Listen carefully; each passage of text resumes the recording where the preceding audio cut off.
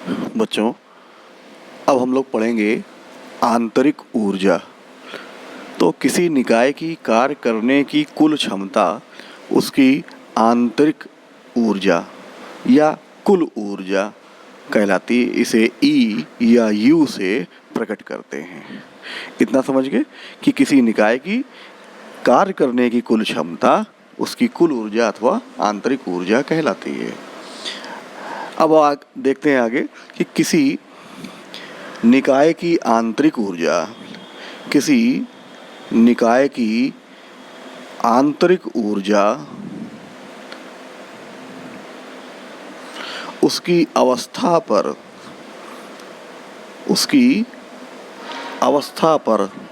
निर्भर करती है। ये ध्यान रखना है कि किसी भी निकाय की आंतरिक ऊर्जा उसकी अवस्था पर निर्भर करती है।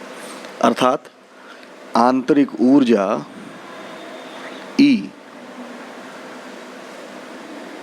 एक अवस्था फलन है। ठीक है, हमने बताया भी था अवस्था फलन क्या है। ऐसे ही अगला पॉइंट देखें, अगर किसी निकाय की आंतरिक ऊर्जा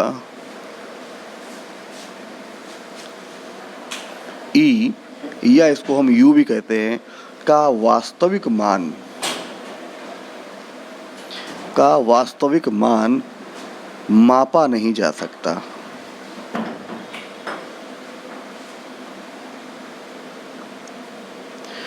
किंतु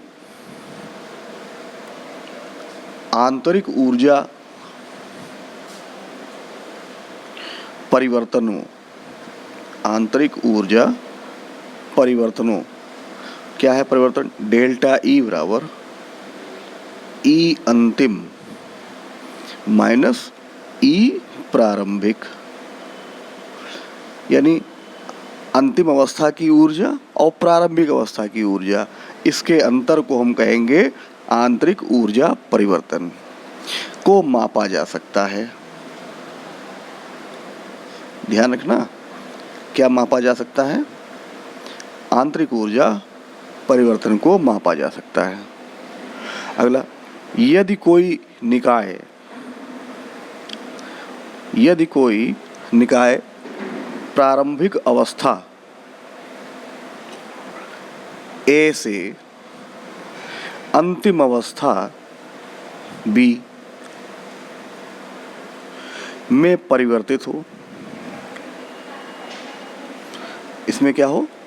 प्रारंभिक अवस्था ए से अंतिम अवस्था बी में परिवर्तित होता है, तो उसकी आंतरिक ऊर्जा में परिवर्तन डेल्टा ई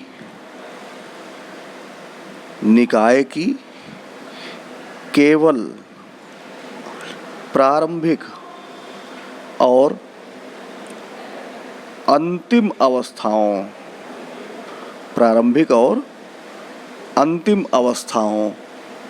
की आंतरिक ऊर्जा पर निर्भर करता है।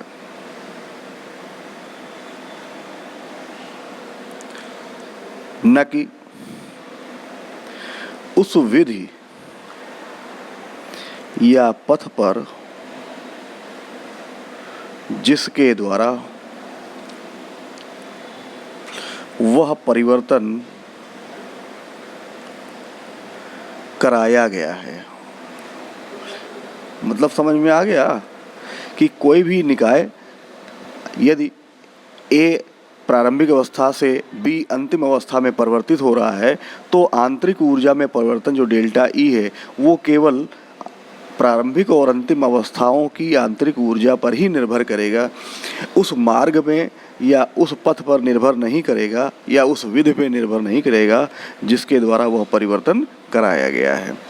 तो परिवर्तन हमारा है ए से बी, तो डेल्टा ई बराबर हम फिर से दिखा देते हैं ई अंतिम माइनस ई प्रारंभिक।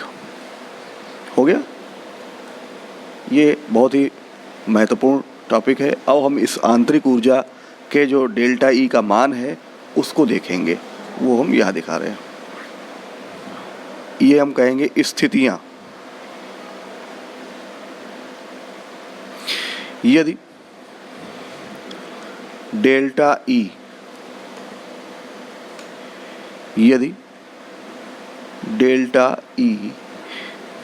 बराबर निगेटिव, तो निकाय की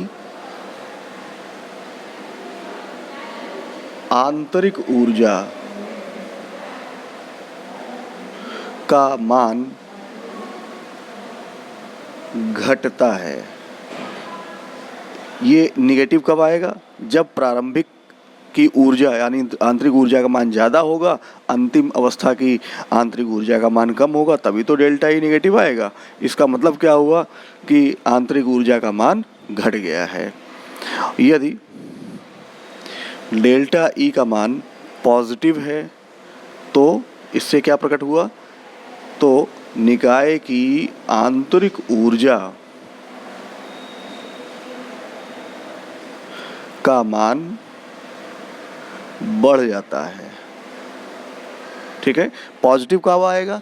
जब यहाँ ई अंतिम इसका मान अधिक हो और प्रारंभिक का मान कम हो, तभी पॉजिटिव आएगा। तो हम ये कहेंगे कि कम से ज़्यादा की ओर ऊर्जा बढ़ गई, अर्थात जब डेल्टा ई पॉजिटिव आएगा तो निकाय की आंतरिक ऊर्जा का मान बढ़ जाएगा। ठीक है, तो फिर से हम बता दें कि किसी भी रासायनिक अभिक्रिया के लिए ई अंतिम उसके उत्पाद की अवस्था को प्रकट करता है।